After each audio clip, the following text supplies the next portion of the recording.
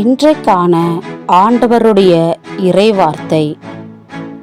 ஏனெனில் தம் உயிரை காத்து கொள்ள விரும்பும் எவரும் அதை இழந்து விடுவர். மாறாக என் பொருட்டு தம்மையே அழித்து கொள்கிற எவரும் வாழ்வடைவர். மத்தேயு 16:25. சகோதர சகோதரிகளே, இன்றைய இறைவார்த்தையில் தம் உயிரை காத்து கொள்ள விரும்பும் எவரும் அதை இழந்து விடுவர். மாறாக என் பொருட்டு தம்மையே அழித்துக் கொள்கிற எவரும் வாழ்வடைவர்.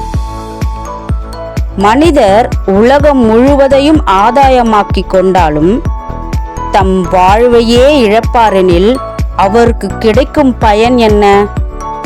தன் உயிரை மட்டும் காத்து கொள்ள வேண்டும் என்று சுயநலமாக வாழாமல் தன் உயிரினும் மேலான ஆண்டவர் அருளிய கட்டளைகளையும் நியமங்களையும் பின்பற்ற வேண்டும். அப்பொழுது ஒவ்வொருவருக்கும் அவரவர் செயலுக்கேற்ப கைமாறு கிடைக்கும்.